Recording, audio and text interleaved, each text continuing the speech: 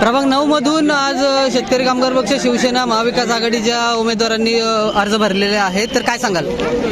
प्रभाग 9 हा कायमच महाविकास आघाडीचा बालेकिल्ला राहिलेला आहे आणि शेतकरी कामगार पक्षाच्या वतीने आज प्रभाग 9 मध्ये साठी आमच्या मालतीताई पिंगळा यांनी फॉर्म भरलेला आहे. ब जागेसाठी भारती विश्वास पेटकर यांनी फॉर्म भरलेला आहे आणि क जागेसाठी करुणा नरेंद्र नाईक यांनी फॉर्म भरले आहेत. त्याचबरोबर ड जागेसाठी आज प्रज्योती प्रकाश म्हात्रे यांनीही म्हणजे चारही महिलांनी आज अर्ज दाखल केलेले आहेत.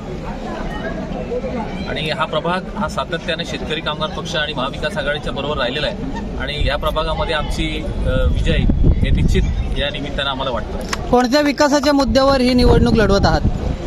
विकासाच्या मुद्द्यापेक्षा महापालिकेने जो या 7-8 वर्षामध्ये जनतेला लुटलेला आहे, मग तो प्रॉपर्टी टॅक्सचा विषय असेल, पाण्याचा विषय असेल, असुडगावच्या रस्त्यांचा विषय असेल आणि ही जी निवडणूक आहे ती गद्दारी आणि खुद्दारी याच्यावरती आहे. कारण प्रचंड मोठ्या प्रमाणावर गद्दारी, कारण आमचेच उमेदवार समोर आहेत, जे सगळे उमेदवार आता आमच्या समोर आहेत ते कालपर्यंत आमच्याशी भाषा करत होते, तुमच्या चिन्हावर लढू इथपर्यंत त्यांची भाषा होती, त्यांच्या बैठकाही झालेल्या होत्या. पण आज जनतेला सांगू इच्छितो की जे प्रामाणिक आहेत, पक्षाशी एकनिष्ठ आहेत, त्याच लोकांना तुम्ही निवडून द्यावं. कारण काय आहे, प्रचंड गद्दारी या ठिकाणी झालेली आहे. म्हणजे ते उमेदवार खरं तर अपेक्षित होतं आमच्या चिन्हावरती असतील, पण शेवटच्या क्षणी त्यांनी गद्दारी केलेली आहे. गद्दारी आणि खुद्दारी अशी निवडणूक होणार आहे. विमानतळाला दिवा पाटलांचं नाव मिळालेलं नाहीये, अद्यापही मिळालेलं नाहीये, तर त्याचा या निवडणुकीवर काही परिणाम होणार का? निश्चित परिणाम होणार आहे. कारण वळवली, टेंभोडे आणि संपूर्ण आमचे हे प्रकल्पग्रस्त गावं आहेत. सातत्यानं या एका पक्षानं जनतेच्या स्वप्नांचं किंवा जनतेला काहीतरी चुकीचे स्वप्न दाखवलेत आणि त्याचा खेळ केलेला आहे किंवा जनतेला भुलवलेला आहे. हा एक स्वप्न होतं. आम्ही स्वतः म्हणजे आमच्या पक्षाच्या सह मी स्वतः प्रत्येक आंदोलनामध्ये सक्रिय होतो.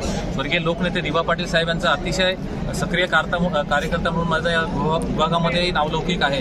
आणि जेव्हा विमानतळाचं टेक ऑफ झालं तेव्हा मला अपेक्षा होती की कदाचित यावेळी तरी घोषणा होईल, परंतु ती घोषणा फोल्ड ठरलेली आहे. अशा प्रकारच्या अनेक घोषणा, मग प्रॉपर्टी टॅक्सची असेल, पाण्याच्या संदर्भातली असेल, अशा अनेक घोषणा यांनी दिलेल्या आहेत आणि त्या घोषणा एकही घोषणेची पूर्तता न झाल्यामुळं आमचा विजय या जनतेच्या मार्फत शिक्कामोर्तब होण्यास मदत होईल.